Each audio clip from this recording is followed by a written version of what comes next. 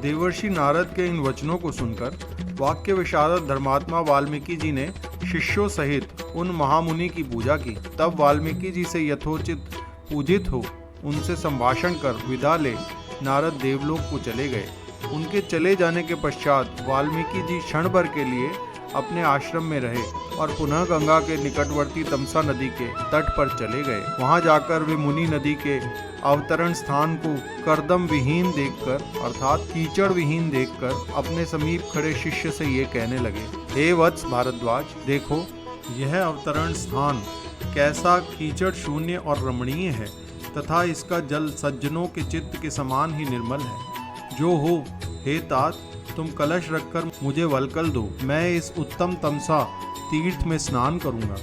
महात्मा वाल्मीकि जी ने जब यह कहा तब गुरु के अनुगत शिष्य भरद्वाज ने गुरु मुख से यह वाक्य सुनकर उन्हें वलकल दिया। जितेंद्रिय वाल्मीकि जी शिष्य से वलकल ग्रहण कर तट स्थित वन की निविड़ता का इधर उधर टहलकर अवलोकन करने लगे। तब उन्होंने उस वन के निकट के एक उत्तम चकवा चकवी जोड़े को सुस्वर से गान करते और विचरते हुए देखा। इतने ही में एक महापापी अकारण वैर करने वाले निषाद ने आकर वाल्मीकि जी के देखते देखते उस जोड़े में से चकवे को मार डाला। उसको रुधिर में डूबते हुए पृथ्वी में लौटते देखकर मृतक हुआ जानकर उसकी भार्या क्रौंची अत्यंत करुणा से रुदन करने लगी। नर पक्षी की यह दुर्दशा देखकर धर्मात्मा मुनि को बड़ी दया आई।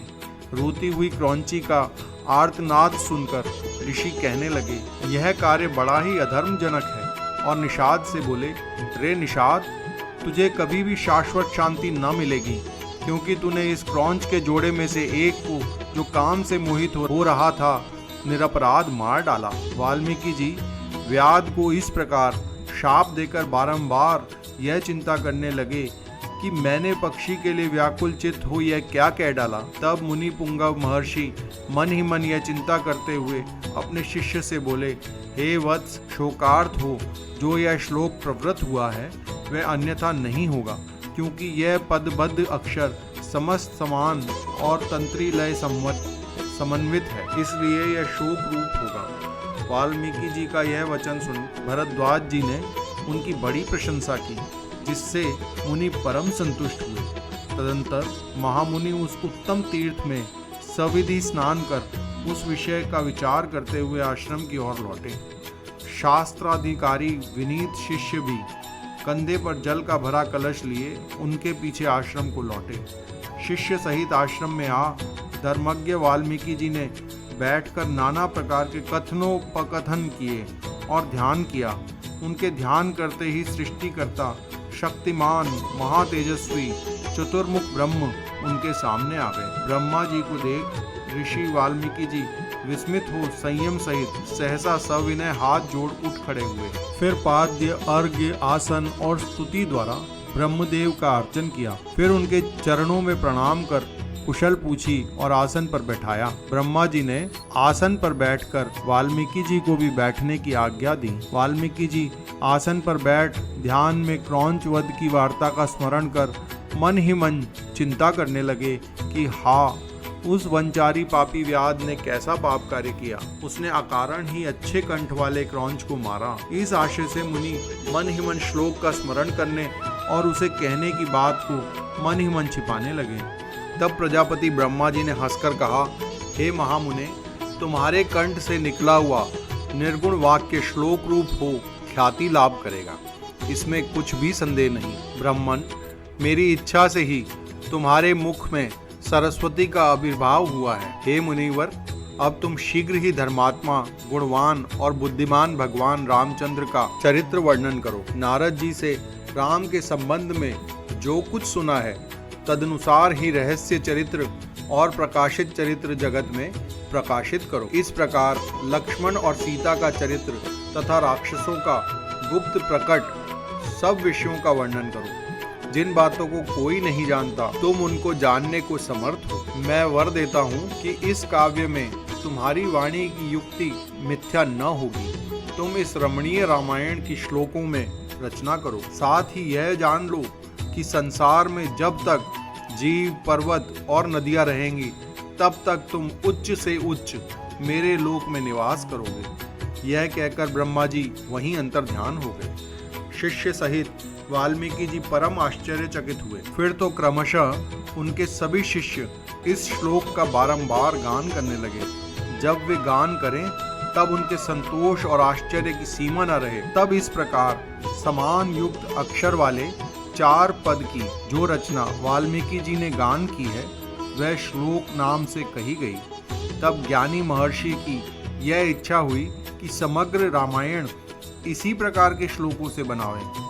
उदार, असीम, कीर्तिमान वाल्मीकि जी ने सुंदर छंद, उत्कृष्ट अर्थ और अच्छे पदों से युक्त सम अक्षरों से पूर्ण बहुत से श्लोकाकार में इस महाकाव्य की रचना की, जो उनका यशोवर्धन करने वाला है। अब मुनीश्वर वाल्मीकि जी ने नारद जी से धर्मार्थ युक्त हितकर जितना कुछ रामचरित्र सुना था उसे फिर भली प्रकार से जानने को उत्सुक हुए।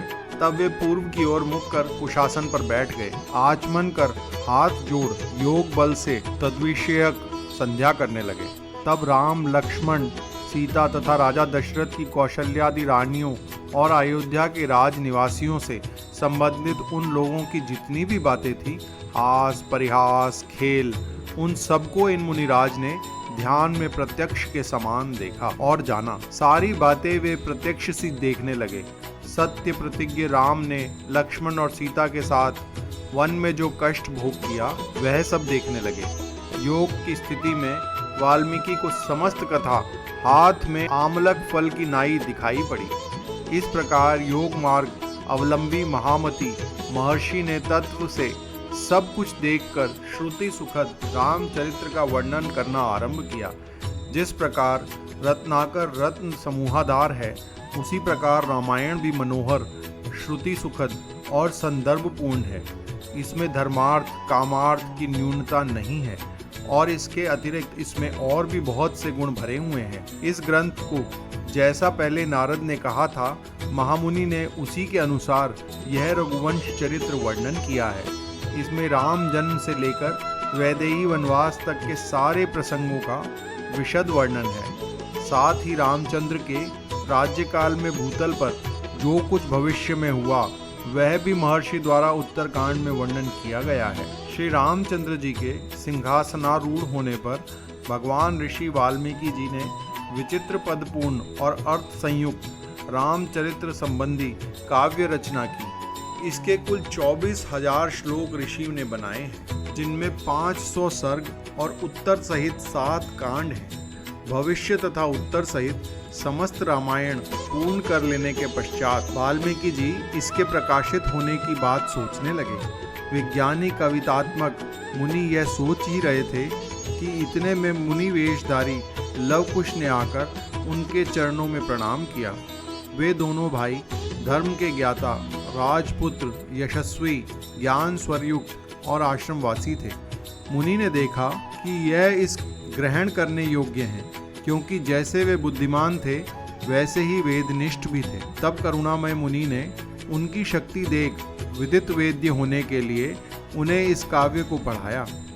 श्रेष्ठ व्रती ऋषि ने रावण वध नामक सीता चरित्र संबंधी अपनी वह संपूर्ण रामायण रूप काव्य रचना उन्हें पढ़ाई, जो पढ़ने और गाने में मधुर, 3 प्रमाणों द्रुत, मध्य और विलंबित से सुंदर, अधिक ताल लय मिश्रित, संगीत सहित स्वर्णपूर्ण था और जिसमें श्रृंगार, करुण, हास्य, रौद्र, भयानक, वीर, विभत्स, अद्भुत और शांत ये 9 रस विद्यमान थे, पढ़ाया। इसमें राम सीता का रमण, श्रृंगार, राजा दशरथ का विलाप इत्यादि करुण, शूर्पणखा की विरूपता इत्यादि हास्य और लक्ष्मण सहित हनुमान के कर्म वीर रस से पूर्ण है। रावण इत्यादि के काम, रौद्र रस, मारीच लीला भयानक रस, कमंद वृतांत इत्यादि विभत्स, राम रावण युद्ध अद्भुत रस और श्रवण सुखद होने से वह शांत रस भी है। तब ऐसे काव्य को दोनों गाने लगे, क्योंकि वे दोनों भाई गान विद्या में बड़े ही दक्ष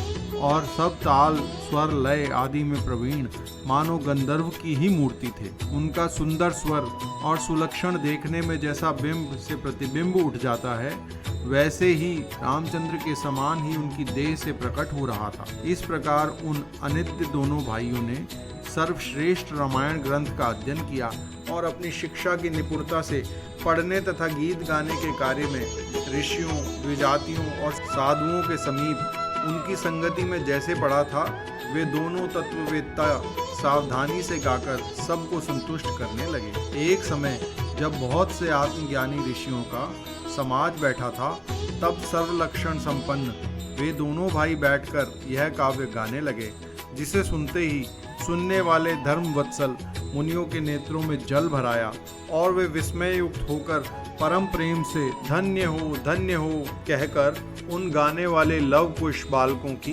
प्रशंसा करने लगे। उनमें कोई तो गाने वालों की ओर, कोई गीतों की मधुरिमा की ओर, कोई गीत रचना के पांडित्य की प्रशंसा करने लगे, क्योंकि चिरकाल का हुआ भी उन्हें यह प्रत्यक्ष सा दिखने लगा। इसी प्रकार ये दोनों भाई नित्य विष्णु की सभा में प्रवेश कर इस काव्य का उत्तम गान करने लगे।